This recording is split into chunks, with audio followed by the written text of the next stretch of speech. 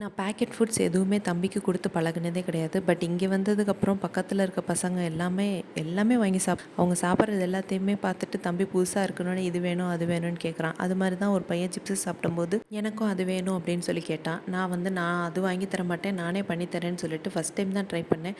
But நல்லாவே இருந்துச்சு. நிறையா செஞ்சோன்னா நல்லா ஸ்டோர் பண்ணி வச்சுட்டு ஈவினிங் கொடுக்கலாம். நம்ம இது ஃபஸ்ட் டைம் பண்ணுறதுனால எப்படி வருதோ என்னமோ தெரியலன்னு சொல்லிட்டு 5 உருளைக்கிழங்கு மட்டும்தான் எடுத்து பண்ணியிருந்தேன். ஆனால் சூப்பராக வந்துருந்துச்சு. நிறையா பண்ணியிருந்தாக்கா நிறையா சாப்பிடலாம். தோலெல்லாம் சீவிட்டு ஸ்லைஸாக பண்ணிவிட்டு அதை தண்ணியில் 2 தடவை கழுவிட்டு நல்லா ஒரு காட்டன் துணியில் நல்லா காய வச்சுட்டு நல்லா சூடான எண்ணெயில் போட்டோன்னாக்கா குட்டி குட்டியாக பபிள்ஸ் வரும்.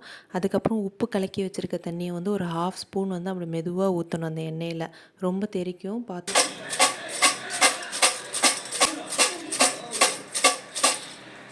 இந்த மாதிரி கிரிப்ஸியாக வரும். அதுக்கப்புறம் கொஞ்சோண்டு உப்பு மிளகாத்தூள் போட்டு நல்லா குலுக்கிட்டு ஸ்டோர் பண்ணி வச்சுக்கலாம்.